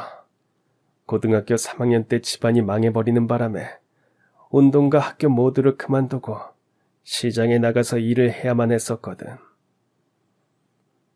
그럼 김 씨라는 분은요? 딱 21살이 되던 무렵에 부모님을 따라서 미국으로 투자 이민을 가게 되었는데 예상치 못한 문제가 하나 생겼어. 부모님께서 달러 계산을 잘못하는 바람에 투자 이민에 필요한 비용이 한국 돈으로 딱 300만 원이 모자라게 된 거였지. 그 시절 300만 원이면 엄청 큰 돈이었잖아요. 그래서 김 씨네 가족은 꼼짝없이 투자 이민을 포기해야만 하는 상황에 놓이게 되었어. 이미 중개인한테 지불한 계약금까지 돌려받을 수 없게 될지도 모르는 상황이었고, 바로 그때 그 소식을 듣고 친구를 돕기 위해 박 씨가 달려갔어. 자기 이종 사촌한테 급하게 빌린 돈 300만 원을 들고서는 말이야. 그리고는 이렇게 말했지. 내가 너한테 부상을 입혀서 수술비를 크게 쓰는 바람에 300만 원이 모자라게 된 거니까 그 300만 원을 보태주겠다고. 그랬더니 김 씨가 눈물을 머금고 그 돈을 받더라지 뭐니. 네, 충분히 그럴 수 있을 것 같아요. 정말 다급한 상황이기도 했고 자신을 도우려는 친구의 마음을 외면할 수도 없을 테니까요. 맞아. 그래서 김 씨는 어쩔 수 없이 300만 원을 받았고 마침내 미국으로 투자 이민을 떠나면서 박 씨에게 약속했어. 미국서 꼭 성공해서 돌아오겠다고. 멋진 모습으로 돌아와서 너한테 소고기도 푸지게 먹여주고 네가 나를 위해서 이종 사촌인 송대찬이에게 빌려다 준 300만 원도 내 힘으로 직접 10배로 쳐서 갚아주겠다고. 바로 그 말에 저는 확신했습니다. 솔직히 새아버님의 말씀을 들으면서 내심 짐작은 하고 있었지만 이종 사촌이라는 송대찬이라는 이름을 듣는 순간 비로소 확신이 들더라고요. 역시 지금까지 해준 이야기의 주인공은 아버님이셨던 거죠. 맞아. 내가 친구에게 몹쓸 부상을 입혔던 바로 그 박 씨야. 그렇다는 건 친구분이라는 김 씨는 사진 속에 있는 저의 전 시아버님이시고요. 우와, 사람 인연이라는 게 참 신기하네요. 네, 맞습니다. 과거 뜨겁고 아름다운 우정을 나누었던 친구 사이인 김 씨가 바로 저의 전 시아버님이셨고 박 씨가 바로 저의 새 시아버님이셨죠. 전 시아버님께서 젊을 적 투자 이민을 떠나게 된 이후로 아주 오랜 시간 소식조차 없이 사실상 끊어졌던 인연이 저를 통해서 새 시아버님에게 이어지게 되었다니 정말이지 기묘한 인연이었습니다. 어쩌면 하늘께서 두 분의 우정에 탐복해서 저를 통해 다시금 인연을 이어주려고 하셨던 것일지도 모르겠고요. 아무튼 그날 저는 전 시아버님께서 송가대찬이라는 분에게 남기셨던 3천만 원 통장을 새 시아버님께 전해드렸습니다. 전 시아버지께서는 아버님과의 인연을 한평생 잊지 않으셨어요. 그래서 이렇게 송가대찬이라는 분, 그러니까 아버님께서 친구를 위해 300만 원을 빌렸던 이종 사촌분께 3천만 원짜리 통장을 남기셨겠죠. 300만 원 빚을 10배로 갚겠다는 약속을 지키기 위해서요. 그랬구나. 하기사 그 녀석이 나를 잊고 살아갈 리가 없지. 헌데 그 녀석 지금 어디서 어떻게 지내고 있니? 너의 전 시아버지 말이다. 한국에서 지내고 있는 거야? 미국 투자 이민은 어떻게 되었고? 미국 이야기는 저도 잘 몰라요. 말씀을 피하셨거든요. 그리고 외람되지만 지금 어디서 어떻게 지내고 계시는지도 전혀 모릅니다. 그렇게 저는 전 시아버님께서 호련히 사라지셨던 이야기를 새 시아버님께 전해드렸고 새 아버님께서는 잠시 탄식하시더니만 이내 마치 좋은 생각이 있다는 듯이 눈을 반짝이며 말씀하셨습니다. 마침 그날이 내일이로구나. 내일 아침 일찍 나랑 같이 어디 좀 가자꾸나. 그 친구가 어디서 지내고 있을지는 몰라도 어디 가면 만날 수 있을지는 알 수 있을 것 같거든. 그 친구가 나를 잊지 않았다면 반드시 그곳에 있을 게야. 내일 딱 하루만 있는 기회이니만큼 늦게 도착하지 않도록 일찍 채비하거라. 바로 이튿날 아침, 일찍 먼 길을 출발해 도착한 곳은 뜻밖에도 어느 지방에 자리한 종합경기장이었습니다. 여기는 왜 오자고 하신 거예요, 아버님? 오늘 이 경기장에서 그 친구와 우리 모교 축구부가 둘 다 수십 년 만에 동시에 결승전에 진출해서 한판 제대로 붙을 예정이거든. 그 친구가 젊을 적의 추억을 그대로 간직하고 있다면 응원을 오지 않을 수가 없을 테고. 새 시아버님의 확신은 채 몇 분이 지나지 않아서 현실이 되어 다가왔습니다. 저만치 관중석 한 구석에 저희가 그토록 그리워했던 전 시아버님께서 혼자 응원을 하고 계시더라고요. 그때 저는 마음 같아서는 얼른 달려가 손을 잡아드리고 싶었지만 저보다 훨씬 오랜 세월 서로를 그리워했을 두 분을 위해 잠시 시간을 양보해드렸어요. 그러자 새 시아버님, 아니 박 씨가 젊을 적 친구 김 씨에게 달려가 손을 덥석 잡았죠. 역시 자네가 응원을 와 있을 줄 알았어. 수십 년 만에 우리의 모교가 서로 맞붙는 결승전인데 빠질 수야 없지. 아니, 그래서 자네도 응원을 하러 온 거야? 그보다 훨씬 더 큰 이유가 있다네. 하늘이 기적처럼 우리를 다시 만나게 해주셨거든. 여하간 미국 투자이민은 어떻게 된 건가?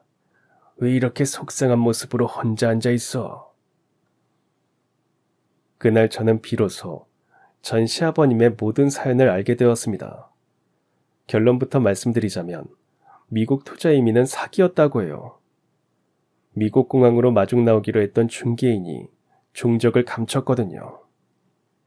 그 바람에 전 시아버님네 가족들은 국제거지가 되어서 미국 거리를 전전하다가 이를 가엾게 여긴 재미 동포들의 도움을 받아서 겨우겨우 귀국할 수 있었고요. 아무튼 그러한 이야기를 알게 된 새 시아버지께서 전 시아버님을 꼭 끌어안으며 눈물을 흘리셨습니다. 그런데 뭐하러 3천만 원씩이나 꽁꽁 꼽을 쳐놓고 살았어. 며느리가 전세금 때문에 고생할 때 훌쩍 줘버리지 않고. 그건 자네 이종사촌인 송대찬이 그 녀석에게 내가 직접 10배로 갚아줄 돈이었으니까. 세상에서 가장 친한 친우와의 약속을 저버릴 수는 없지 않은가. 그래서 언제든 송대찬이를 만나게 되면 갚을 요량으로 꽁꽁 꼽을 쳐두었던 거야.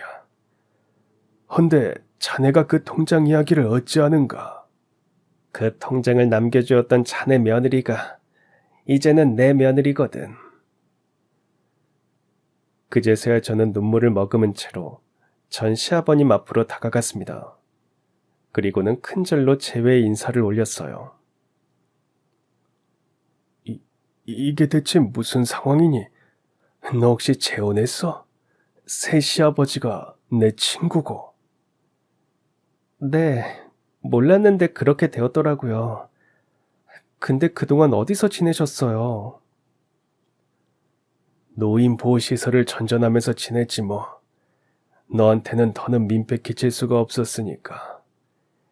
그나저나 조금 전에 너희 새 시아버지가 했던 말처럼 하늘이 우리에게 기적을 베풀어 준 모양이로구나. 가장 소중한 친구와 딸처럼 사랑하는 며느리를 이렇게 한날 한시에 다시 만나게 된 것을 보면 더군다나 두 사람이 가족이 되어 있고. 그러게요. 이래서 세상에서 가장 강력한 것이 사람과 사람 사이의 인연의 끈이라는 말이 있는 건가 봐요. 마침 새 시아버지께서 제 말에 맞장구를 쳐주셨습니다. 내 생각도 마찬가지일세. 하늘이 다시 이어준 소중한 인연을 둘씩이나 다시 놓아버릴 수는 없으니 이참에 자네도 우리 집으로 들어와서 같이 지내면 어떻겠나. 내가 나름 열심히 살아온 덕분에 도매업 쪽에서는 꽤 크게 성공을 했어. 그러니 민폐라 생각 말고 앞으로의 여생을 서로 딱 붙어서 지내도록 함세. 물론 나야 고마운 말이지만 시아버지를 둘씩이나 모시고 살게 되는 며느리 입장도 생각해봐야 하지 않겠소. 그날 두 아버님께서는 누가 중마고 아니랄까봐 동시에 저를 돌아보셨고 저는 활짝 미소를 지으며 이렇게 대답했습니다. 어릴 땐 고아원에서 외롭게 지냈었는데 오늘 두 분 덕분에 앞으로 더할 나위 없는 복을 누리면서 살게 되었네요. 사랑하고 존경하는 아버님을 둘씩이나 모시게 되면 행복은 2배, 아니 10배가 되겠죠? 그런 즐거운 나날들이 벌써 기대가 돼요. 그렇게 두 아버님께서는 저와 한 지붕 한 집에서 지내기로 하셨고 그날 두 친구분들은 나란히 앉아서 결승전 경기를 지켜보며 자신의 학교가 아닌 서로의 학교를 응원하셨답니다. 마치 뜨거운 우정을 나누던 18 청춘으로 돌아간 것처럼 말이에요. 아무튼 그날 이후로 저는 어떻게 되었냐고요? 시아버님을 둘씩이나 모시면서 사는 게 힘들지는 않았냐고요? 아니요. 오히려 너무너무 행복해요. 존경하는 아버님을 둘씩이나 모시고 살고 있는 덕분에 제가 누리는 행복은 그야말로 10배, 아니 수백 배가 되었으니까요. 그럼 지금까지 사연 들어주셔서 감사합니다. 사연이 재밌으셨다면 구독과 좋아요 부탁드려요. 감사합니다. 안녕히 계세요.